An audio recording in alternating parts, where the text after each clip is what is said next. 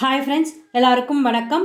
சிறகுகளின் பயணங்களில் நான் இன்றைக்கி உங்களுக்கு செஞ்சு காமிக்க போகிறது தீபாவளி ஸ்பெஷலான ஜாங்கிரி தான் செஞ்சு காமிக்க போகிறேன். வாங்க வீடியோக்குள்ளே போய் பார்க்கலாம். நான் ஒரு ஆழாக்கு இது 200 கிராம் இந்த உளுந்தை நல்லா களைஞ்சிட்டு நல்ல தண்ணி ஊற்றி 4 மணி நேரமாக ஊற வச்சு எடுத்து வச்சிட்ருக்கேன். இந்த உளுந்து பாருங்கள், நல்லா சாஃப்டாக ஆகிற அளவுக்கு நல்லாவே ஊறிடுச்சு. இதை தண்ணி இல்லாமல் ஒரு வடிகட்டியில் போட்டு நல்லா வடிய விட்டுருங்க. உளுந்து தண்ணி இல்லாமல் அரைச்சி எடுக்கணும். அப்போ தான் ஜாங்கிரி ரொம்பவே சாஃப்டாக சூப்பராக வரும் உங்களுக்கு. தண்ணி வடிஞ்ச உளுந்தை நம்ம இதை ஒரு ஜாரில் போட்டு அரைச்சிக்கலாம். நான் மிக்சியில் தான் அரைக்கிறேன், நீங்கள் கிரைண்டரில் கூட அரைச்சிக்கோங்க. தண்ணி கொஞ்சமாக ஊற்றி வழுவழுன்னு இருக்கிற அளவுக்கு நல்லா அரைச்சிக்கோங்க. இதோட மாவோட பதம் எப்படி இருக்கும் அப்படின்னு பார்த்தீங்கன்னா, வடை மாவு பதம் இருக்கும் இல்லையா, அந்த அளவுக்கு நல்லா கெட்டியாக அரைக்கணும். தண்ணி ரொம்பவும் ஊற்றிட்டிங்கன்னா நல்லா வராது, அந்த அளவுக்கு பார்த்து அரைச்சிக்கோங்க. பாருங்கள், இந்த அளவுக்கு திக்காக நல்ல ஒரு வெண்ணெய் மாதிரி இருக்கிற அளவுக்கு நல்லா அரைச்சி எடுத்துக்கோங்க. இப்போ இதை அரைச்சாச்சு. இதை நான் ஒரு பாத்திரத்துக்கு மாற்றிக்கிறேன். நான் 200 கிராம் உளுந்தை 2 பேட்சாக அரைச்சேன். நான் ஒரு பேட்ச் அரைச்சாச்சு. மீதி இருக்கிற உளுந்து எல்லாத்தையும் நான் அரைச்சிட்டு உங்களுக்கு காமிக்கிறேன்.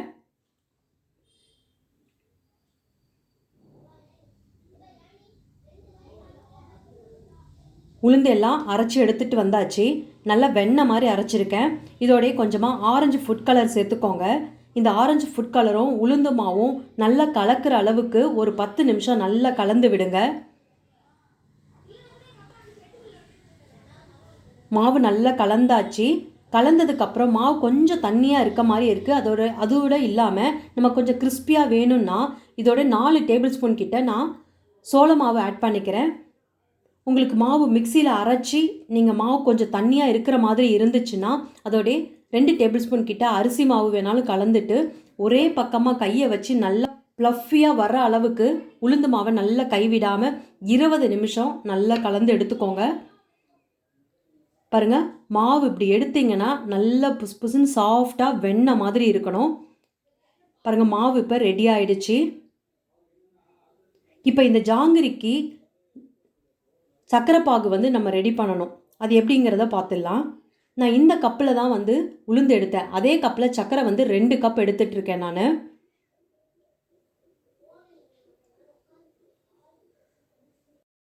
அதாவது சர்க்கரை முழுகிற அளவுக்கு தண்ணி ஊற்றிக்கோங்க. அதே மாதிரி சர்க்கரையில் தண்ணி ஊற்றுனதுக்கு அப்புறமா அடுப்பில் டைரெக்டாக வைக்காமல் சர்க்கரையும் தண்ணியும் கரைஞ்சதுக்கு அப்புறமா வைங்க.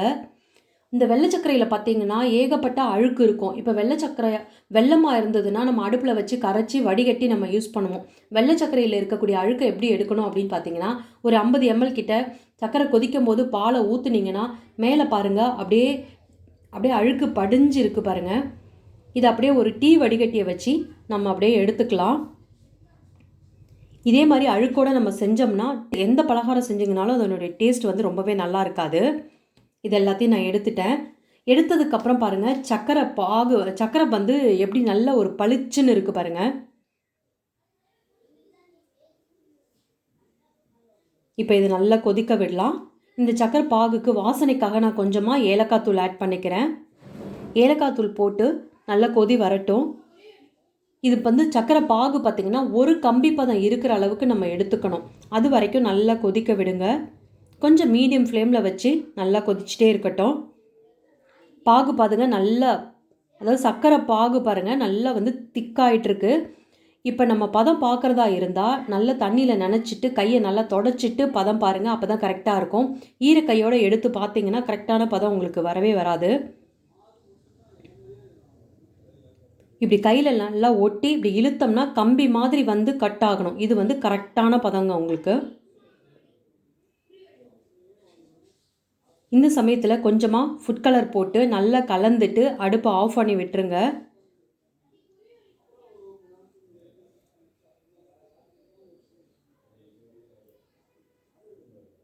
நல்லா இந்த சர்க்கரை பாகு ஆறட்டும். சூடாக இருக்கணும்னு அவசியம் இல்லைங்க. சர்க்கரை பாகு ரெடி ஆகிடுச்சு. இப்போ ஜாங்கிரி எப்படி புளியறதுங்கிறத பார்த்துடலாம். மாவு போடுறதுக்கு முன்னாடி மாவை நல்லா ஒரு 10 நிமிஷம் நல்லா கலந்து விட்டுக்கோங்க. கைவிடாமல் நல்லா கலந்துக்கோங்க. ப்ளஃபியாக இருக்கணும். இந்த அளவுக்கு இருக்குது பாருங்கள். நான் இன்றைக்கி பைப்பிங் பேக்கில் தான் செஞ்சு காமிக்க போகிறேன். உங்கள் கிட்டே ஜாங்கிரி துணி இருந்தாலும் இல்லை பால் பேக்கெட்டில் பண்ணாலும் பண்ணலாம், இல்லைன்னா எண்ணெய் கவரில் கூட நீங்கள் பண்ணலாம்.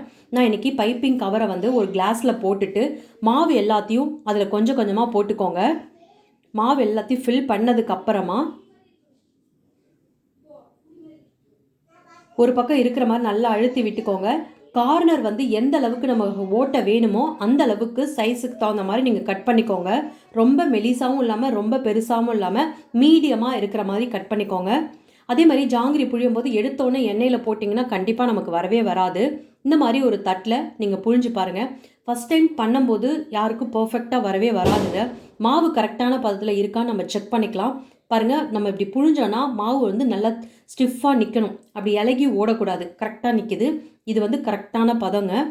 எண்ணெயை வந்து நல்லா சூடு ஆனதுக்கப்புறமா மீடியம் ஃப்ளேமில் வச்சுக்கோங்க. அப்போ தான் வந்து நம்ம ஜாங்கிரி புளிய வரும். எண்ணெயில் நான் ஒரு 3 லேயர் கிட்ட புழிஞ்சிட்டு சின்ன சின்ன பூவாக வளையமாக சுற்றி சுற்றி போடுங்க. புழிஞ்சாச்சு பாருங்கள்.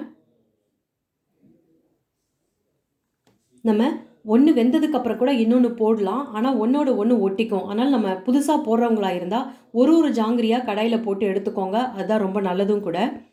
ஒரு பக்கம் நல்லா வெந்ததும் இன்னொரு பக்கம் நல்லா திருப்பி போடுங்க. இது எப்படி நம்ம பார்க்கணும் அப்படின்னு பார்த்தீங்கன்னா, எண்ணெயில் இருக்கக்கூடிய சலசலப்பு அடங்குனதுக்கு அப்புறமா இந்த ஜாங்கிரியை எடுக்கணும். இது வந்து நல்லா கிறிஸ்பியாகவும் இருக்கும் உங்களுக்கு. பாருங்கள், நல்லா வெந்துருச்சு. இதை அப்படியே எடுத்து ஒரு வடிகட்டிக்கு மாற்றிக்கிறேன் நான்.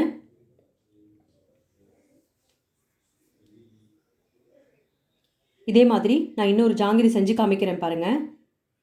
எண்ணெயில் புழியும் போது அடுப்பை வந்து மீடியம் ஃப்ளேமில் வச்சுட்டு புழிங்க, அப்போ தான் கரெக்டாக வரும் உங்களுக்கு. இதே மாதிரி உங்களுக்கு ஜாங்கிரி செஞ்சுட்டு வரலை அப்படின்னா நீங்கள் குட்டி குட்டியாக எப்படி உங்களுக்கு கைக்கு வருதோ அந்த மாதிரி புழிஞ்சிட்டு அது மினி ஜாங்கிரி மாதிரியும் யூஸ் பண்ணிக்கலாங்க. இதே மாவை நான் இன்னொன்று உங்களுக்கு புழிஞ்சு காமிக்கிறேன் பாருங்கள்.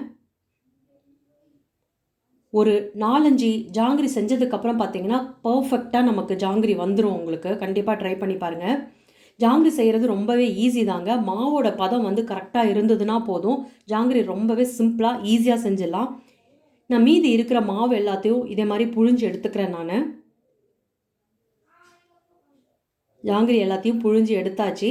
இப்போ சக்கரை பாகு ரெடி ஆகிட்டுருக்கு. சப்போஸ் சக்கரை பாகு வந்து கெட்டியாக ஆயிடுச்சுன்னா கொஞ்சமாக தண்ணி ஊற்றி இலக்கிக்கோங்க.